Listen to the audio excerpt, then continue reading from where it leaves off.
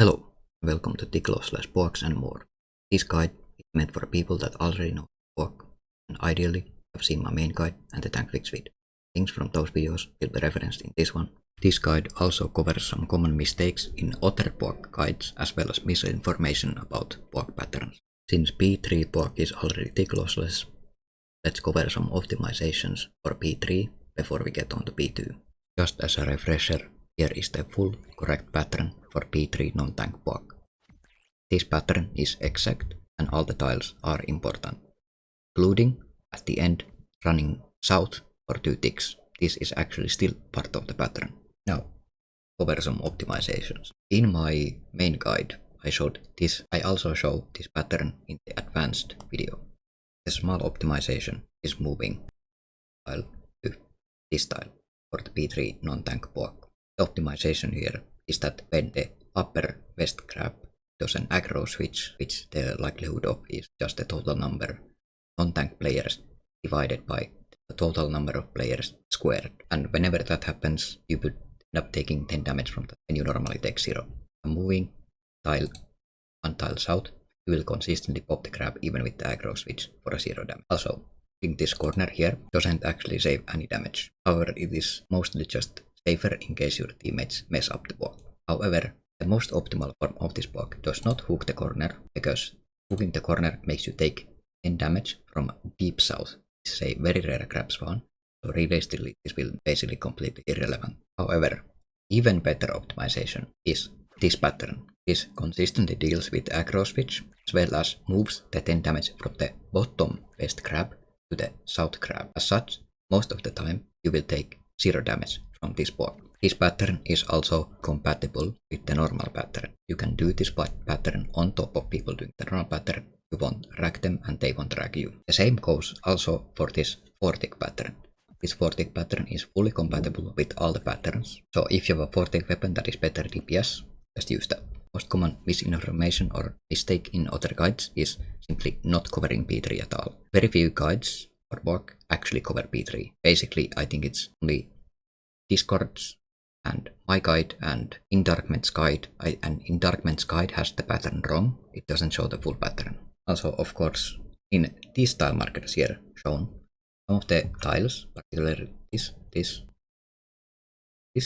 and these two aren't highlighted.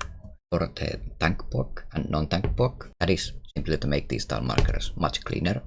I trust that you can just go to those tiles without them being marked. You can mark them yourself if you wish, but it makes this very cancer.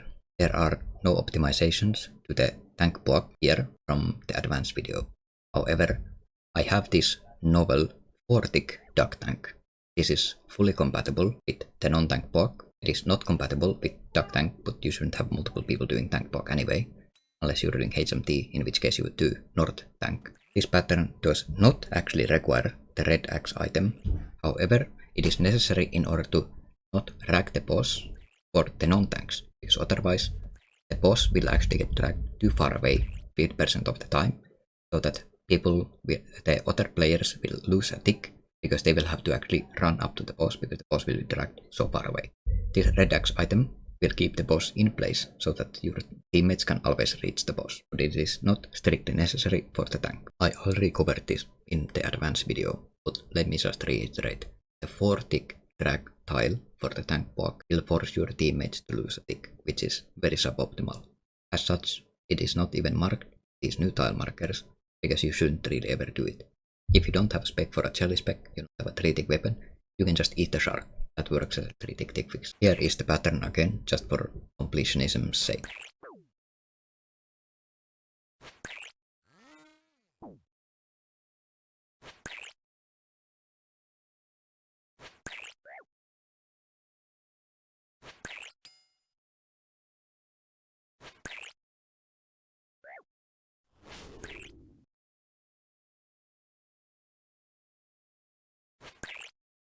Now, before I cover tickloss/P2, let's cover some mistakes other guides usually make for P2 boak. Many people have made boak guides after mine.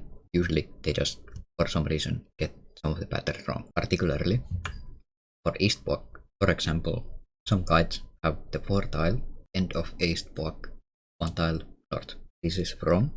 this will rag the west boak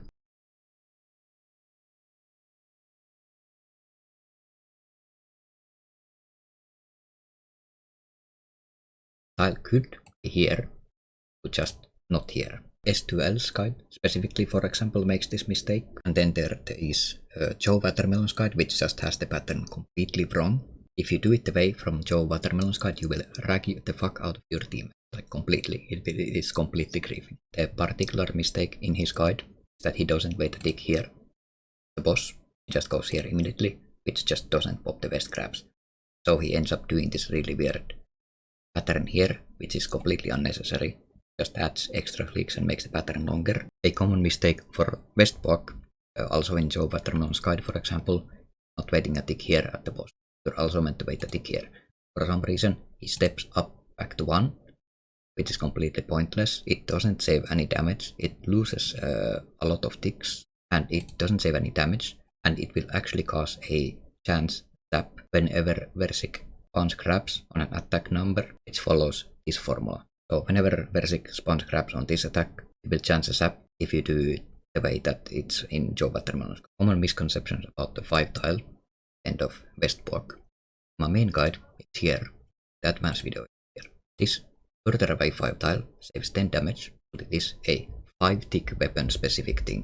It will only not lose ticks with a 5 tick weapon. I think the 5 tile here is better for 4 tick weapons. East boak is completely tick lossless for 4 tick weapons, because the first tick you can attack Versik on, tick 3 of her cycle. East boak always gets to attack on tick 3 of her attack cycle. Now, let's move on to the main draw of this video, which is the new tick lossless P2. Of course, doing it tick lossless requires knowing variants depending on where you are attacking relative to Versik's attack cycle. A unique problem emerges once you actually start doing variations. I already mentioned earlier a zap chance. When you have 3 people on one side and they aren't DD'd, you can chance a zap. Some rare scenarios can also pass lightning from, for example, here to here, where the lightning passes between 2 players first. However, these patterns, there will be no zap chances as long as you don't have 3 people east doing all 3 different variations. So even if you have 3 people east, as long as 2 of them are doing the same pattern, you won't chance a zap. As long as 3 people are west, you won't chance a zap. In these tile markers, they are very gank because there's literally 8 different patterns on top of one another, including the 2 for P3, so there's 3 for each side, P2. So they are pretty gank. You can modify this yourself if you find it easier. These patterns are fully cross-compatible. That means that you can do any pattern with any pattern. If you could somehow fit 6 people into TOP, you could have 3 people doing each pattern on each side. That would chances up because you would have 3 people east, but whatever, and they would completely work with one. And do any pattern with any other pattern.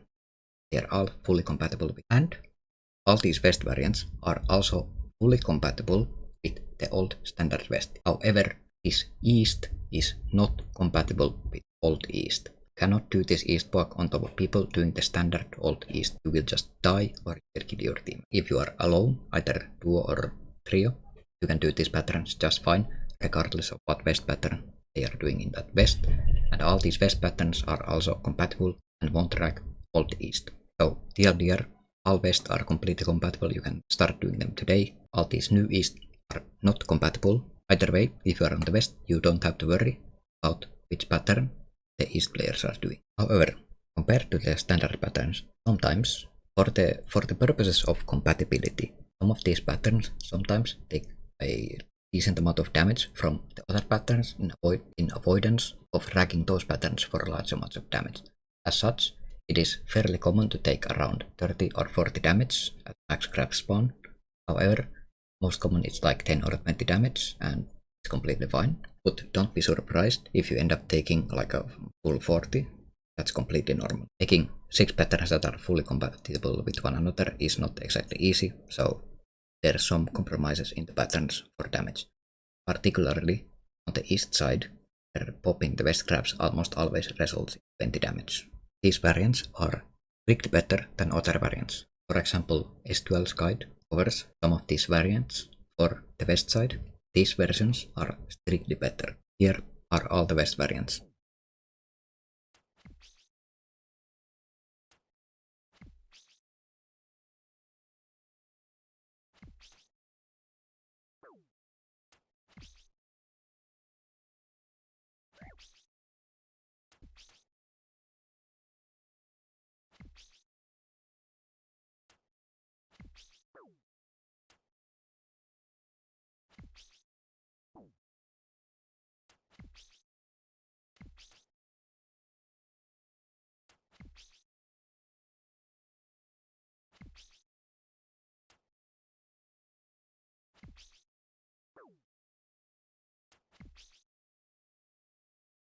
Here are all the East variants.